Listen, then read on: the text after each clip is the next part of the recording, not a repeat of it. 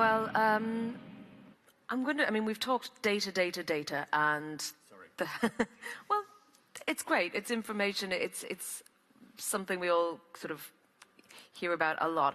But I want to try and break it down a little bit more, because you mentioned, Matt, this kind of machine data and human-generated data. And now my mind immediately went, oh, personal data, non-personal data. But that's not quite right, is it? Because machine data can also be personal data that people want to keep private. Yeah, so, and I think the interesting thing is machine data sounds very technical and slightly Skynet from your earlier point, but it can be, am I seeing a slowdown in a service? Who's possibly accessed an AWS service? But if you're looking at, say, a retailer and you're seeing someone who has purchased something, then yes, in that machine data is a record of possibly what that person has bought. And the interesting thing with this is, as we move from on-premise to the cloud, there's a big question over, okay, if I am Tesco, let's say, and I have a record of what people have bought, there's still a perception that maybe that's more secure because it's held by Tesco, rightly or wrongly. Actually, there's an interesting angle with the cloud. The question is it more secure in the cloud and more private? Because if you think about it, there's no one inside of Tesco. The increasing number of insider threats, so the people who have an axe to grind, maybe they're losing their job, or actually, if you look at most security attacks now, they have valid credentials. So is that someone selling their credentials, or is it just someone who's a malicious insider? Whereas, AWS, we've seen, and other cloud providers are available, sorry. But, I mean, we work very well with AWS, so I have to be very careful. But, I think there is this perception that does cloud mean it's less secure? Actually, we've seen arguments exactly the opposite way, because these insider threats, maybe AWS do a better job of vetting their people. There aren't people with axes to grind in AWS against a particular person or a particular company. And so, yes, it does have a record of what people have done. There are things like GDPR coming which help. There is obviously the regulation that data in Germany stays in Germany, hence the AWS zones. But, I think this is one of the big discussions we're having now, not just Splunk, because it tends to be organizations run Splunk themselves and have the data, or they run it on AWS, and it's very well certified, as you saw. But yeah, that's one of the big questions about data, and machine data does have records of those things in it. Okay, well, I can sense everyone's a little bit tired, so I want to ask you all a question, get your brains working again, just for the last home stretch. Hands up here who cares about their privacy. Okay, nearly everyone. And hands up who feels, thinks, believes that their privacy or their data or their information is currently sufficiently protected. Do you think your data is currently secure? Hands up if you think it is, you're comfortable with the level of security. Okay, well, you can't see my perspective, but it was everybody's hands up for the first part and no one's hand up for the second part. So, how do you react to that if you're one of the providers of these cloud storage services? If people care but don't believe in the security that's out there? Well, I think it's important to understand what we mean by privacy and security. I mean, I think people will, to use your Tesco example earlier, people will care what shopping pattern they might have on Tesco. They might not understand what is behind and what infrastructure safeguards this type of data. Well, I think what's important is to be transparent to those users and actually saying, hey, we're using this type of encryption technology behind it to safeguard that data. Encryption technology today is so powerful and when well applied. It's, I think the transition has been to, allow end users and companies like, I don't know, Netflix, Halo, those startups to actually be able to use that technology that was really expensive behind it, to do it before. And now you can actually do it rather cheaply. And actually, I think it's giving the choice to for those startups that are everywhere. All of us use Twitter, all of us use Halo, and actually allowing those smaller companies that didn't have the capital to actually use that technology. And if you look at cloud computing, my colleague here and other cloud providers, they're allowed to do that cheaply. So I think it's a perception thing that people think, well, my data is not secure, and it will be more secure if it's on-prem. Actually, it's quite the opposite. I think larger scale cloud provider have the investment behind being able to protect that data better. It doesn't mean necessarily that all those technologies are used, and I would encourage people to make sure that services they use encrypt that data and encrypt with high ciphers and encrypt with everything you mentioned earlier. Being able to say that that data transited through all those data points actually is great for the end user. So actually, cloud computing in many ways allows smaller companies that before couldn't have to actually provide more secure data. Yeah, one thing to add to this is coming back to regulations. You have the health data, for example, that won't follow the same rules from one country to the other. And the key to that is to make sure that when you have encrypted some data, you can actually decipher or have two tracks, one for the data themselves, the raw data, and one for the identity of the people. And the only people who can actually have the keys, the encryption key to actually recombine the two are actually health professionals. So either doctors or whatever, and that's the kind of things that you can do as well, independently of what infrastructure that you use is. So it can be also that you can find some architecture tricks on how to make things reconcile, to make sure that you can actually accompany a client or any kind of data through the whole data lifecycle. So when you actually capture the data, what kind of device, where and how, to where you treat it, where you store it, and how you actually get it back to whoever should use it, and making sure that you have some loops where you can actually ensure that the encryption will be done and used by different people who can actually access the keys. And this way we do that, for example, for a water company who deals with very large water tubes, let's say, and make sure that they can actually see when they need to strengthen or expand the consumption of water or make it smaller. And that's completely, the data is completely anonymous. There's no way that anyone can reconcile it because we have two different tracks. On that specific examples, we own our own network, so we have our own fiber that goes from each client to our centers so that we can actually have the track to identify the people from that one, and the rest can be going through the cloud or other bases. That's to point to the sort of technological solutions.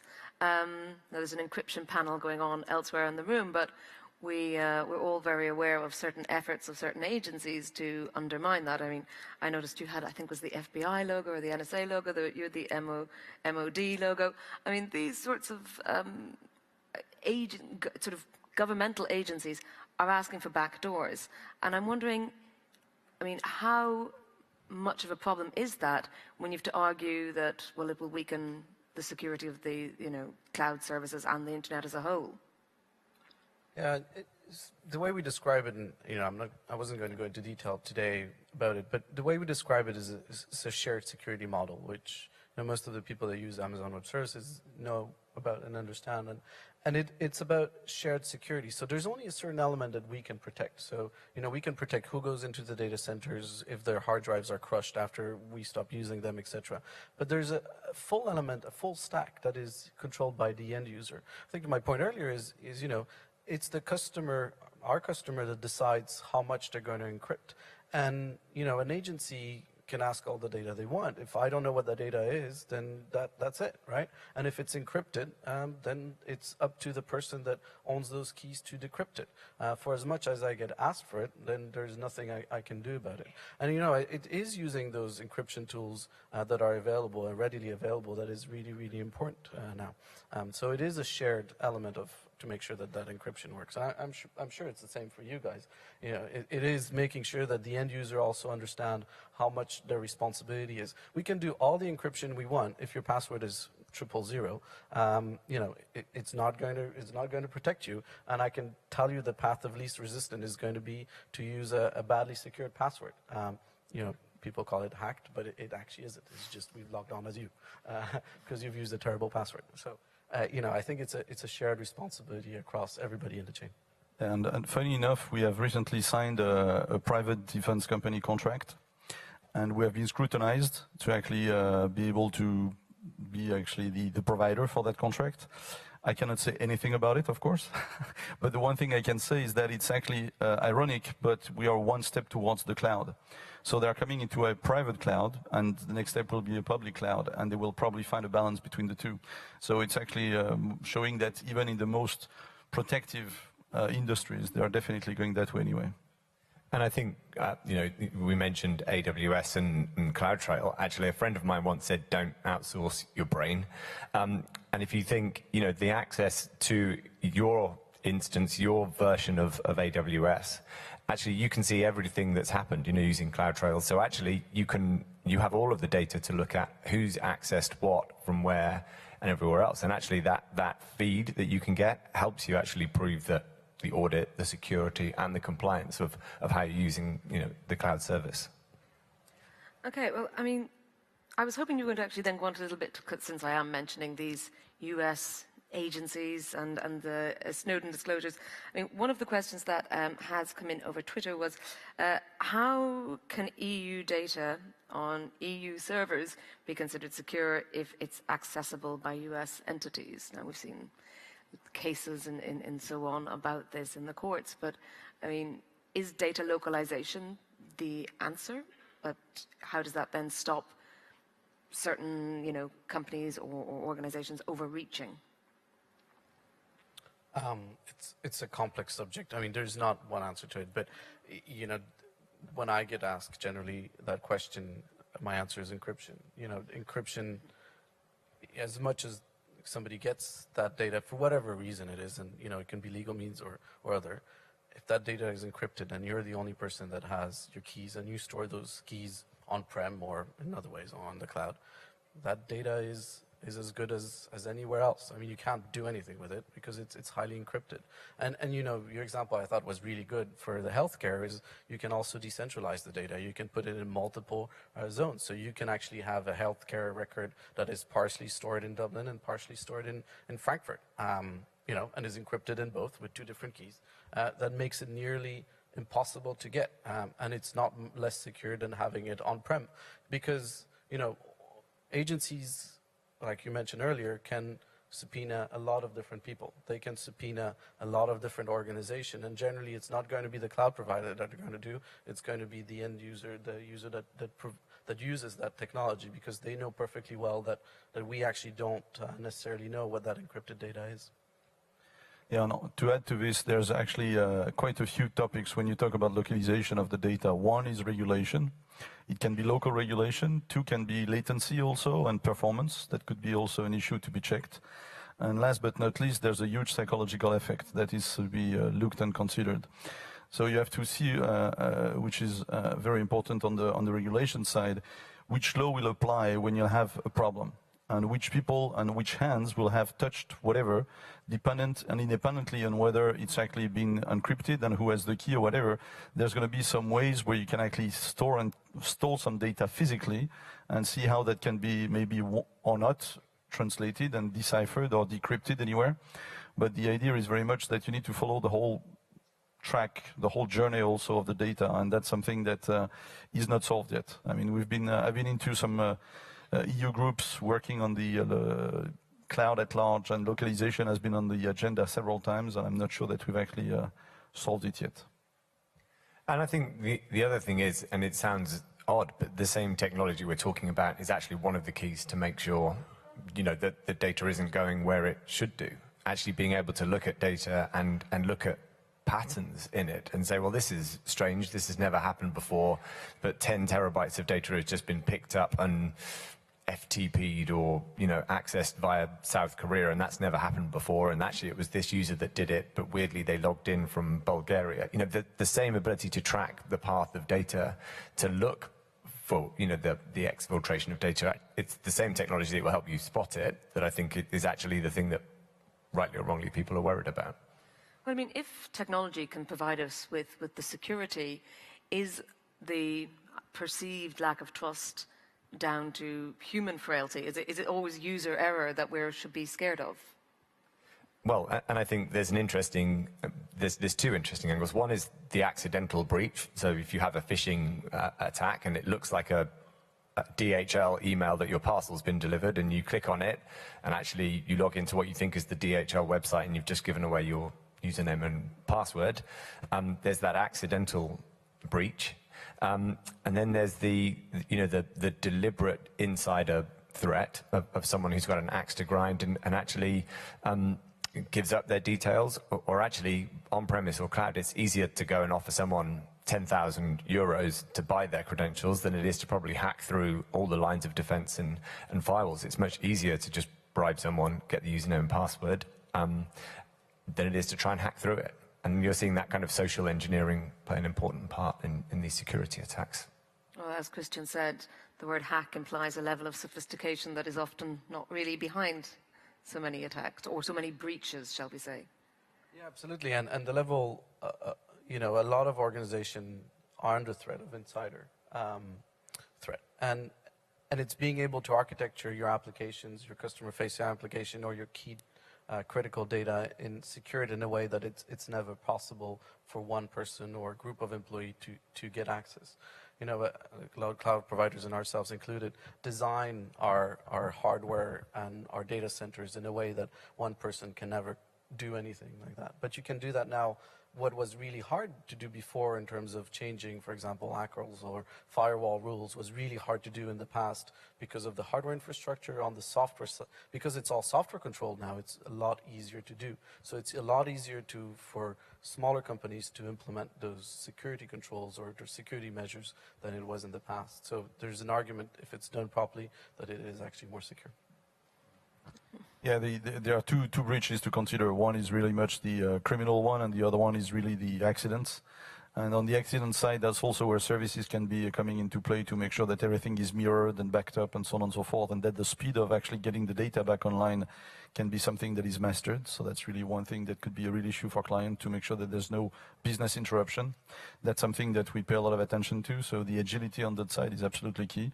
Now, for the malicious side, then it's actually there are several tricks, but there's a lot of technology involved, but there's a lot of human knowledge also that can be used for that. And we, in a past life, we had also some interesting predictive way of looking at the let's say the study of the past logs, and looking at the past logs, imagining and actually having the formulas to see what could be predictively happening. I'm sure that Splunk could have been used into this one. It has not been Splunk at the time, but it was another solution.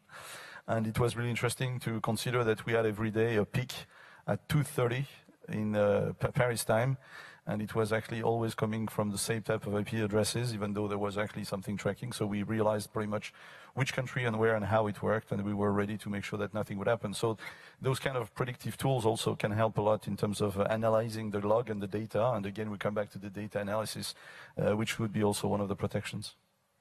Well, I feel like you may have noticed I've just run out of battery. But, what about, sort of planning for these sorts of failures, for infrastructure failures? How big a part is that in creating a culture of trust of cloud services in general? And I think there's a couple of interesting points. Machine learning plays a part. If you have the right sets of data, you can start to predict what's going to happen, using your example for security. I think, we know the old situation. Something's gone wrong. Someone's got a 404 error on a website. Panic stations. Everyone gets together. Everyone ends up blaming the database guy. Well, that's how it used to work. And they all run away. They all try and get their data. They come back together, and this thing's been out for 4, 5, 6 hours. And actually, if you can have the data there in one place, you can find out where the root cause was. And if you can start to see the pattern of what looks like, an outage, and if you can learn from the data, and you can use machine learning, and you can use CloudTrail and everything else, you can start to see the problem before it happens, rather than reacting like we always used to, and everyone panicking and getting in a war room. You can start to see the problem before it takes a service out. And here again, this morning it has been talked about the way to actually treat employees within companies. I think it's also something that could be used for clients in general, so you can actually develop trust, make sure that they know what the purpose is, and make sure that you can help them to progress. Yeah, and I think it's giving the choice as well to our customers. I think it's really important that an application that demands high availability is built around that, and so you distribute it geographically across what we call regions or AZs.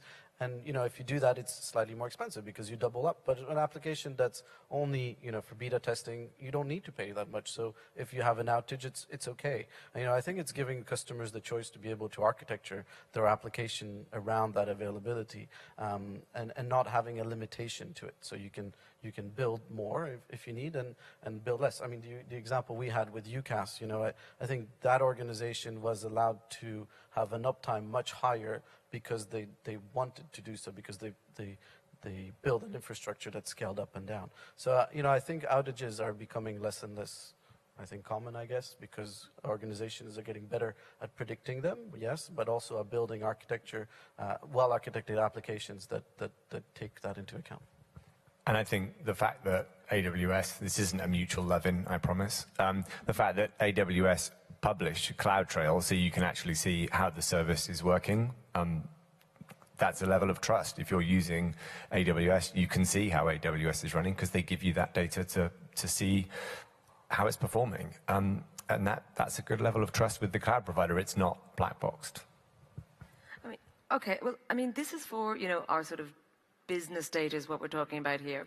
Now, actually, what we spoke about earlier was this question of digital democracy, and I was very glad, in fact, Alexandre, that you picked up on it, because you were saying that, it's perhaps drawing on the idea that the technology is global, but the actual use is local, and we therefore, if we're going to use it for democracy, need it to be local and secure. Are there any lessons you think that we could learn from the business world and transfer to the digital democracy or perhaps e-voting or that sort of world? Well, actually, I was saying within brackets that the democracy in that sense, or politics at large, could be an industry like another.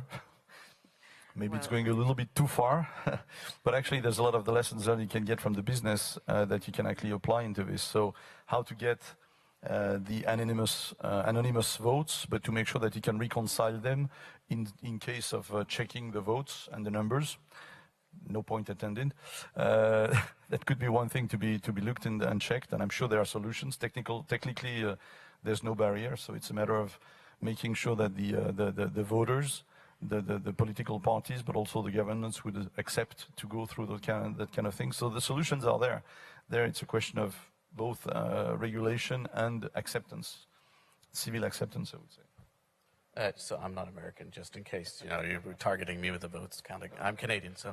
But for me, it's I'd put a different different spin on it. I work with an organization which promotes girls in technology a lot, and it's having those girls being able to use that technology wherever they want, and being able to create new companies at an extremely low cost, with nearly no investment up front, and then being able to build those that, for me, is really the impetus for digital democracy. It's being able to have people that are 13, 12 start their own company and being able to build it from scratch because they had a great idea and the technology is just behind to support them.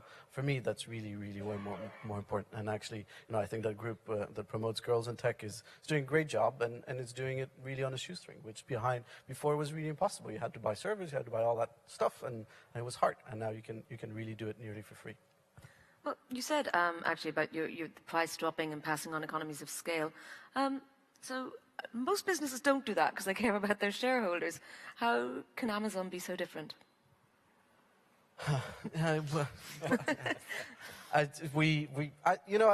So the thinking behind it is that if we do products that our customers care about and our customers like, they'll stay and stick with us. I think it's the same. I was talking about earlier, being able to choose what platform you want. That's really, really important in the technology world. Is never to block people using a certain technology if they like it, if they want. So our ethos behind it is that as we scale up, our price drops we're allowed to do price drops because we're better at what we do and we improve what we do constantly. And the funny thing is, when I work with organizations, and public sector organizations, the one I work most with, as the price drops, they invest that money on something else. So they invest that money on doing other applications that are closer for their citizens. So it is quite cool to see that, because it is, you know, reinvesting that money that they didn't spend on a hardware kit, on expensive kit, to do something cooler for their citizens. So the company I'm running now is a 30-year-old company, so we're not clearly a startup. But I do work with startups a lot. I'm actually quite happy to say that I have a book coming out today. It came out this morning called Startup Explained to My Boss. And I've seen quite a few startups who actually have worked with Amazon to start with, but after reaching a certain level of development, I've actually got some costs coming much higher because they've actually enriched the services. And at some point in time, they've actually lost track of what they really needed and where they needed to go. And the platform being so rich can become also a trap. So we've been quite happy to actually be a safety ring and having them coming back to us afterwards so that we can be providing the services and the know-how that they couldn't get from what these huge set of services can be available on Amazon. So that's an interesting way also to look at how it can be working back in some ways. Okay. A question then from Twitter, which is questioning the role of local or regional regulation to address lack of trust. I suppose that's really whether or not regulation can create, I don't know, a sort of a safety net that people feel is there. And also, what's the diversity that's needed to keep resilience high? So let's kind of break that into, let's take the whether regulation could be that vehicle or vector for trust. Yeah, I think it could. The question is, should it be? Well, the question, and also is how long and how, you know, think of how fast technology is moving, and I can't remember the date that everyone has to be GDPR compliant, but it's not next year, it's the year after. And it's like, okay, so we'll have to be compliant in 2 years' time, and that's a long time in technology. I might be having robotic eye surgery by then, based on the last panel. But you know, a lot can change. You know, we'll be GDPR compliant, but has the market and technology moved on? So I guess the question would be, how do we get better at either planning further in advance or getting this regulation through quicker? You know, I don't think the technology market's going to slow down, and we could all wait for GDPR, but we probably won't. And so that would be my one thing, is how do you get the legislation to move more quickly? Well, I mean, one of the legislative things that we've talked about here in Brussels is, Christian, you might not know, but about specifically data localization. So, I mean, if there was law requiring data localization, is that the way forward, or is that a terrible idea? Because I've heard both arguments. On other people's ideas, but you know, I think what's important to remember is we don't want to stifle innovation. I think this is what really, you know, if a law gets in the way of stopping people creating new products and creating new ideas quickly, and you know, as you said, you know, in 2 years' time, God knows what we'll be doing, you know, then I think it's probably a step too far. You know, I think it's also important to protect the citizens' data and make sure that the data is protected by law, but it needs to be a balance between the two, and it needs to always adjust. I think the law needs to adjust itself, and from what we've seen is it's never quick enough, because technology does move very fast, because people are bright and smart and invent all the time, but let's make sure that they're never stopped. There's also a question of freedom of choice for clients. Let's say that I'm actually a user of Splunk, and I love Splunk, but I don't want to have my infrastructure or data being on Amazon. Do I have a choice? And that's one thing that should be a choice in most, if not all cases. And that would be a way to make sure that you have a uniform integration of the infrastructure in the background, but that actually the application and whatever you want to use in terms of data can be actually put into one or the other of the providers. So it could be a local one, it could be international one, it could be blah, blah, it depends. And when it comes to CDN or content data networking and those kind of managements, that could be also quite an interesting issue to make sure that you can actually benefit from having an international infrastructure or not. And that would be, in some services, it's absolutely a requirement, and in some others, it is not. And I think if there's lots of talk about what hybrid cloud really means, but actually maybe you've hit the essence of it there. I want some of my data on premise and I want some of my data in the cloud, but actually it should act as one. It shouldn't really matter where it is. So with Splunk you could do that, but that's the whole point. I want to put this data set in my own data center where I feel happy, and I want to put the rest on AWS, and actually I want my data analytics to just be acting as one. And that the onus is on us then to be able to work with both and do all the things we should. I think we've all seen and heard in the past 5-10 years companies that were really scared to put anything on the cloud. It was depending on the industry, it was depending on maturity, but it was also depending a lot on what kind of data. And now that we can see that even some banks have actually put some things in the cloud, but probably not everything. So some of the data are not in the cloud, they don't want to put it in the cloud yet, and it might never be in the cloud, but they have already now put services that rely on the cloud 100%. So that's the level of maturity as well, to be able to decipher what to put here and what to put there. And that's where the legislation comes in again. So if you take the US, FINRA, who are like the FCA, they're the financial regulator for the US. They monitor every trade that happens on all of the US stock exchanges on AWS, and then they have cloud to make sure that and Splunk Cloud to make sure that it's working. But actually they've done it, and it saved them a lot of money, and they can monitor billions of trades a day.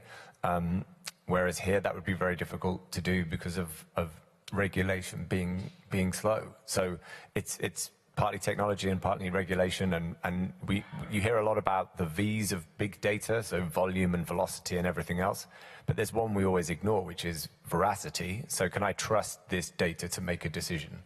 And that's an important part to play as well. If I may add one thing, there's a technology, there's a regulation, but there's also complexity. Because the world of what can be offered by Amazon or some other provider is great, but it's actually richer every day. And being rich is great, but after a while, it's actually requiring some competencies that you need to have, some skills that you need to have internally. And in some cases, you just don't have the budget to have those kind of skills, so you rely on other service providers to make sure that you can actually benefit from some of the features without having to have the experts in-house yourselves. So you're saying too much innovation is bad? No. I'm saying that you need to mitigate the risk of innovation with data and people who have the skills in different places, not all into one pocket. And having to recreate innovation purposes in every company and being innovating in everything is killing innovation in what you are actually, your core business is all about.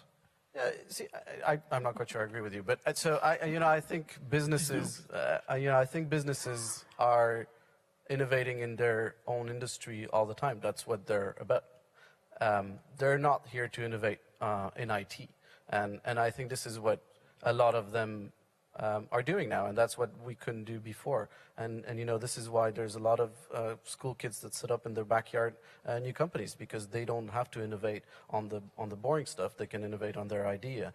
And I think it's a strange argument to actually go and try to say, hey, there's too much innovation, this is scary, I don't want of it. I think it's try to rationalize that and actually saying, well, that innovation is really good because we can do brand new things that we couldn't in the past. Now, as a president of a business, I'm actually making sure that I don't get my people being actually scattered throughout every single topic, but only on the ones that make a difference from us.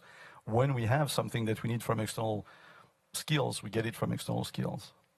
And to that point, the Gatwick example, they wanted to focus on being an airport and getting you through security as quick as they possibly could. They didn't really go and run the servers themselves. And they had the confidence in, if you think of what data comes from an airport, they were very confident having the data in the cloud. And they wanted to go and concentrate on being an airport and making sure we're not stuck in massive security queues. So it is changing the outlook of these things. Just as a last comment, we do help some of our customers to use AWS. Okay. All right, you can continue your argument outside, because that is pretty much us for the final panel. And thank you very much for veracity. I'm adding that to my V's we think about with data. So volume, vectors, velocity, and veracity and variety. Yeah. So if anyone comes up with any more, I'll be happy to hear them. But do join me in thanking our panel, and thank you all as well for keeping your attention right to the very end.